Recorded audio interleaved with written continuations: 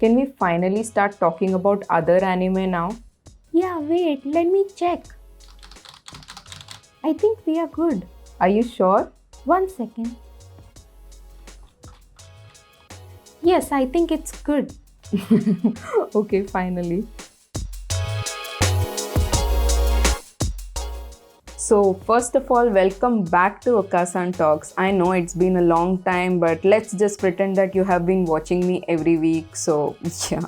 First, I am so excited for JoJo Part 6. Oh my god, you know I am one of the biggest JoJOTARD. If you checked my channel, I think I have put JoJo references in almost all my videos. And Jolene is like one of the most favorite JoJos, and I'm super excited. I have already read the manga. Still, I'm super excited to see them all animated with voice actors and OSTs. Oh my god, my mind is having an orgasm. Okay. I will start talking about it once they announce the date. Okay, please excuse me for the fangirling moment, and let's continue with the spring 2021. Of course, if you find any anime missing, it is because I haven't watched them or they belong to the slice of life and rom-com, which I don't give a fuck about. So now you know what you can expect. Let's get started with spring 2021 anime. First, I will start with the anime that has piqued my interest the most this season, which is Shadow's House. And this is done by Cloverworks, which was also responsible for Promise Neverland. So you may see a little bit of similarity in both these anime. I feel that this anime has that sense of original plot which has been missing for quite a while. So, anime in short is about these faceless shadow nobles that are living in a vast mansion, and they are attended by living dolls. These living dolls clean up the soot which is emitted by their masters, that is the faceless shadows. And after watching the first episode, you will get the feeling of wanting to know more, and I think that's what defines a good story. So I actually went back to read the manga of Shadow's House, and surprisingly it is fully colored. So win-win for me. Yes, I am a kid. And the starting was a little elaborate, I can say. It's not boring, but they have explained everything in detail. But after that, it gets really intense and amazing. So I think you should give it a try.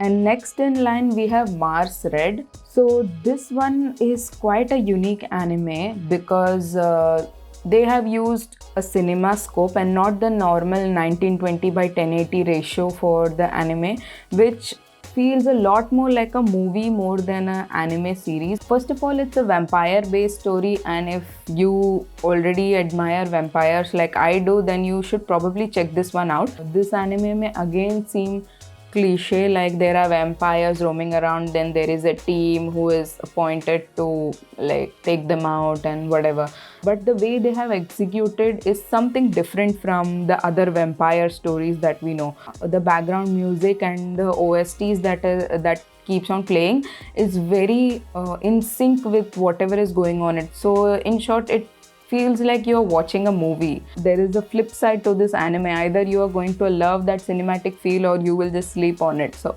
I am not the one to decide. If you like a vampire based story which is mysterious and has this cinematic element to it, then you should check it out. And next on list we have Shakunetsu Kabaddi. I don't know how to pronounce that. Yeah, the anime about kabaddi. It is surprising, right? People were all like, oh, there is going to be an anime on kabaddi, blah blah blah. But now that it is out, I do not see anyone talking about it, or maybe just a handful of them who actually took the time to make a video about this. Where are you guys? Okay, anyway, so this anime is obviously about kabaddi, and watching it as an anime is really cool. I never thought that this sport can be made into such an entertaining anime. Only downside is that I think probably everyone must have watched Haikyuu, and nowadays we see any sports anime and we immediately start comparing it with Haikyuu, but I'll suggest not to do it, because though there are some similarities between Haikyuu and this anime, or Haikyuu and any other sports anime, because it's basically sports and shonen, right? So you will obviously find similarities. Just keep them aside and look at it as a whole new anime, then you will actually enjoy it. And I'm telling you that I do not laugh easily, but there were scenes in this anime that actually made me laugh. And next we have 86. As you can see from the poster itself, it has action, military, and it has mecha, obviously. So this story goes like in the future, where they have researched and developed drones which can run on their own, so that they can win the war without any casualties, or at least that's what the government claims. So is it really like that, or what is the mystery? Oh my god, I sound just like those cliche ads. I'm sorry for doing that, but yeah, that is all the plot. But why I have faith in this anime is because I felt that the characters are well written. Once we start getting more information about the characters, I think we can give a little credit to this anime.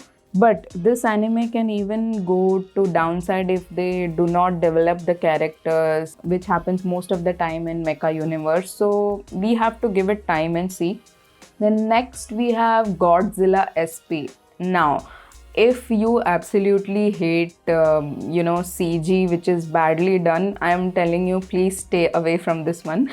Like for me, I do not bother much about animation, like I have been saying repeatedly. As long as the anime itself and the story characters are good, I don't bother. This anime is I am not able to understand if it will be good or bad as of now. Again, in this I find the characters are really interesting. The plot itself is not that gripping. So Godzilla SP is about a research team and they take upon a threat. Can anyone guess what the threat might be? Yeah, Godzilla, of course.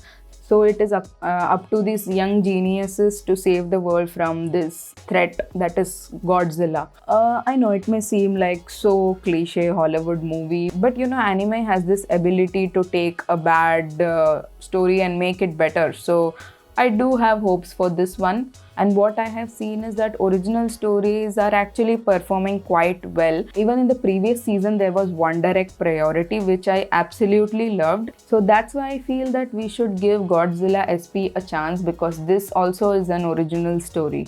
And now that I have been praising a lot, let me tell you about some anime that I have not quite enjoyed, you can say. So the first one is Moriarty season 2. I know it is very entertaining and I loved seeing all the new characters. So there was this one female lead in season 2 who seemed very promising, but somewhere I feel that it is getting more and more predictable, or maybe because I have watched a lot of anime, and anyone who has watched a lot of anime will feel the same, that it is becoming quite predictable. I am not going to drop this anime. Maybe if there is good twists that comes up, or anything that Moriarty does to make this better, so it can always go to the better section, because the first season was very promising and I loved it. So I have maybe because of that I had greater expectations for season 2, and so far it is doing good, but it was not up to the mark. That's what I felt. And now the next one is The Way of House Husband.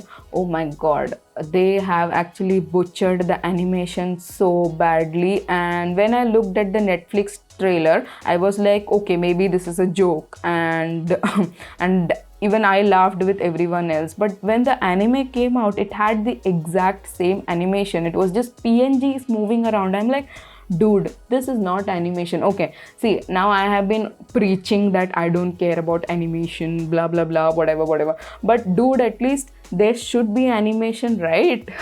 I mean, this was literally like a PPT, and Maybe because of that I did not enjoy it as much.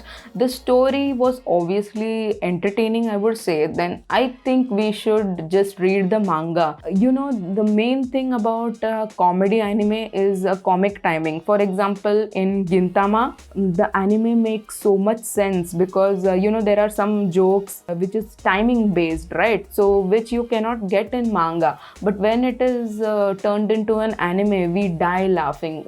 I'm not comparing Gintama to the way of house husband, but you get the idea, right?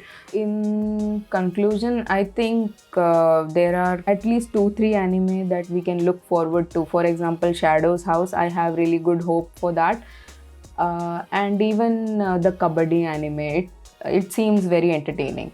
Apart from that, the ones that I'm looking forward to is Eden, a sci-fi fantasy series based on future where it is inhabited by robots and stuff. So it seems interesting. And obviously, I am pretty excited for Wonder Egg Priority. The anime has been postponed to another episode, which will be airing on 30th June. And I will surely cover this because I really loved Wonder Egg Priority. Anyway, enough about that. I hope you enjoyed this video, and if it did not seem up to mark, then fuck off. Also, do let me know if there are any other anime which is worth checking out for this season. And as always, like, subscribe, blah blah, arrivederci.